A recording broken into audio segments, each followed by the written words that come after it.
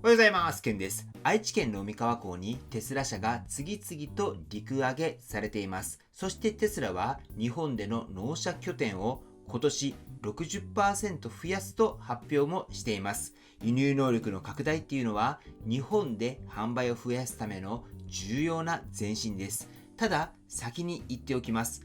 車を日本へ運べることとスムーズに販売して納車できること、これは別です。日本での納車拠点が増えれば、日本でテスラは一気に普及するのでしょうか。実はその先に納車、整備、充電というもう一つの壁があるんです。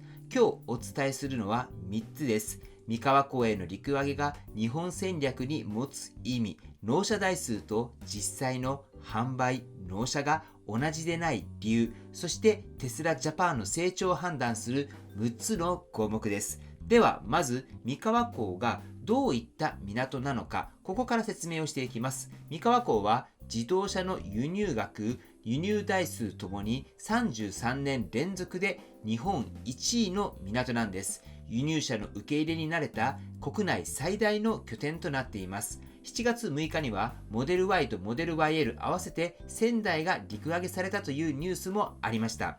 では何が変わったのかというと、入り口が増えたんです。これまでテスラは横浜の大黒ふ頭を輸入の窓口としていました。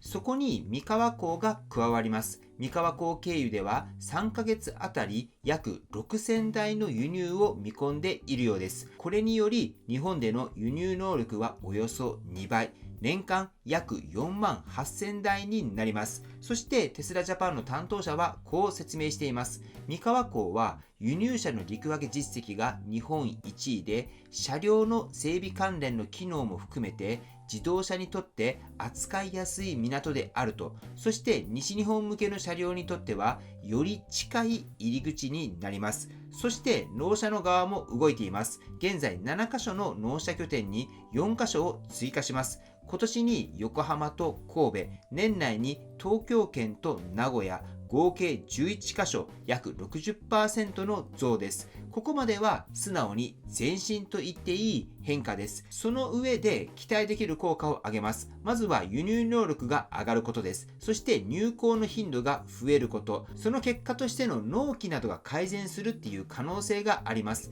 ただしこれらはまだ可能性であり、実際に改善したかどうかっていうのはこれから確認していくことになります。ではここで数字を2つ並べたいと思います。輸入能力は年間約4万8000台です。一方、2025年にテスラが日本で納車したのは約1万600台でした。前年比およそ 90% 増で過去最高だった2022年の5900台を上回っています。つまり輸入能力っていうのは直近の実績のおよそ 4.5 倍ということになります。では、ここから言えるのは一つです。今のボトルネックっていうのは輸入ではない可能性が高いんです。これは分析であって確定した数字ではありません。ただ数字の並びとしてはそう読めます。そしてもう一つ、伸び方にも差があります。輸入能力はプラス 100%、納車拠点はプラス 57%、上流の方が早く広がっています。だからここは正確に区別したいところです。港に到着した車、それが在庫になるということ、注文が入るということ、登録されること、そして納車されていくこと、これは全部別の段階なんです。陸揚げされた台数をそのまま販売台数や納車台数として扱うことはできません。では購入までに必要なものを3つ見ていきたいと思います。1つが在庫です。1つ目は在庫です。基本的に受注になってくるので、注文してから発注というようなスタイルだと思いますけれども、もし万が一国内に在庫があったとしたら、その在庫をすぐに納車として使うことができるのか、実際に在庫としてテスラジャパンが車を置いていくのか、基本的にそれはしないんじゃないかなと僕は思っていますし、そのあたりの状況がよくわからないですけれども、今後テスラジャパンが在庫としていくつか車を保有した状態で販売していくかどうかっていうのもポイントになるんではないかと思います。2つ目は納期です。注文から納車までに配送と登録の手続きが入ります。3つ目が納車拠点です。その拠点が月にどれだけの台数を処理できるのか、単純に割ってみたいと思います。年間4万8000台を11拠点で割ると1拠点あたり年間およそ4400台、営業日を250日とすると1日あたり17台を超える計算になります。これはあくまで能力上限を単純に割った数字で、実際の納車台数がそうなるという意味ではありません。ただ、拠点を増やす必要があった理由は、この計算から見えてきます。車は増えた。しかし、早く納車できるのかです。そして、納車できたとして、その後です。ここも3つあります。1つはスタッフ体制です。日経の報道によれば、2026年3月時点で、テスラジャパンの国内従業員のうち、およそ 60% が入社6ヶ月未満でした。ここは慎重に言います。これは人手が足りないっていうことの証明ではありません。急拡大している会社では当然起きることでもあります。ただ、対応の質にばらつきが出やすい状況であるとは言えます。そしてこれっていうのは時間が解決しうる種類の課題でもあります。そして2つ目としては整備体制です。テスラは日本のサービスセンターを14カ所から30カ所以上へ増やす計画です。提携先を含めると全国50カ所以上で整備を受けられる体制を目指しています。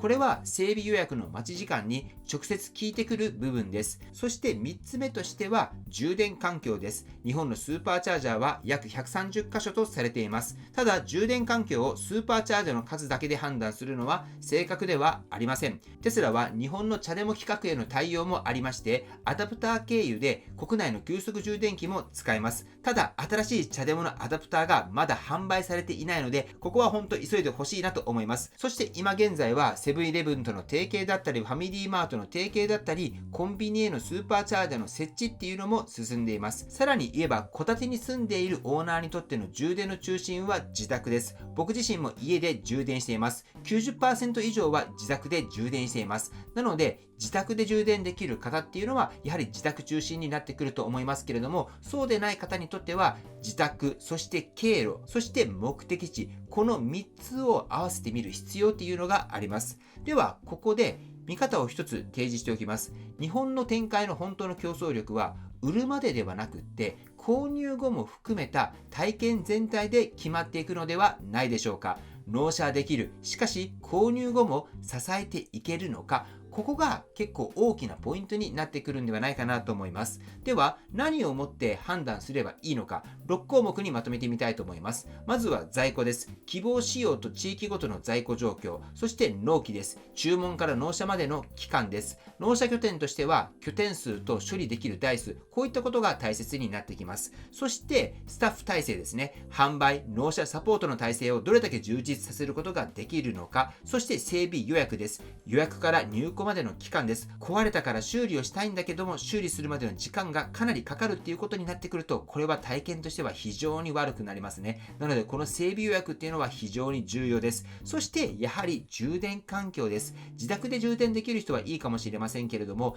自宅で充電できない人にとっては、普段車に乗っている経路だったり、どこか目的地がある場合だったら、その目的地付近での使いやすさ、そういった充電環境っていうのは、やはりかなり重要になってくると思います。そして大事なのは、この6つを今の問題として断定しないことです。どれも現在こうなっているという決めつける段階ではないんです。今後、同時に改善していくかどうかっていうのを確認する項目なんです。輸入が増えただけでは成功とも失敗とは言えません。今挙げた6つの項目、これからテスラはどんどん改善していくと思いますけれども、こういった改善をテスラらしいスピードで改善していけるかどうかっていうのが大きなポイントになってくるんじゃないかなと思います。はい、ということで今日の内容をね、整理していきたいと思いますけれども、確認できた事実としては、三河港での本格的な陸揚げがもうすでに始まっていて、7月6日には仙台が到着しています。三河港っていうのは自動車の輸入で33年連続で日本1位で、三河港経由で3ヶ月あたり約6000台を見込んでいます。輸入能力は2倍の年間4万8000台です。納車拠点は7カ所から11カ所になります。約 60% の増です。サービスセンターは14カ所から30カ所以上への計画です。提携も含め50カ所以上を計画しているようです。2025年の日本での納車は約1万600台。今年はその倍以上になってってくるんじゃないかという予想があります。そして分析と仮説としては、輸入増加による納期の短縮、国内販売の加速、在庫の過不足、スタッフや納車拠点の処理能力、整備予約の混雑度、今後の拠点の拡大、これらはまだ確定していませんけれども、やはり今の課題っていうのをどんどん改善してもらうっていうのをね、期待していきたいなと思います。ということで、最後に評価の軸をね、一つね、置いてみたいなと思いますけれども、やはり日本に何台運んだのかではないと思うんです。購入から保有までの体験、これを何台分支えられていけるのか、これが日本でのさらなる販売の増加につながっていくんじゃないかなって僕は思っております。輸入能力の拡大っていうのは確かに重要な前進ではあるんですけれども、でもそれっていうのは土台の一つが広がっただけなんです。今回テスラが動かそうとしているのは輸入だけではありません。納車拠点だったりサービスセンター、そして充電も、これらを同時に今広げようとしています。まだまだ改善点はね、多いんじゃないかなと思いますけれども、テスラらしいスピードで改善をね、していってほしいなと僕は期待しております。はい、ということで今日の内容ね、以上になっておりますけれども、やはり今日の6項目、これを追いかけていけばいいんじゃないかなと思いますし、これからもっともっとテスラを購入するっていう人はね、増えると思います。そしたらやはり今日挙げた6項目、これが非常に重要になってくるんじゃないかなと思いますけれども、テスラジャパンにはこういったことをね、今後期待していき、テスラがもっともっと日本でも売れるっていうことを期待していきたいなと思っております。はい、ということで本日の内容は以上となっております。今回の動画が参考になったと思われたら、高評価をよろしくお願いします。僕の YouTube は毎日発信しています。僕の YouTube をご覧になってもらえば、テスラの情報はほとんど網羅すると思いますので、チャンネル登録がまだな方はチャンネル登録の方をよろしくお願いいたします。では今日もご視聴していただきありがとうございます。テスラのある生活を楽しんでいきましょう。ではまた。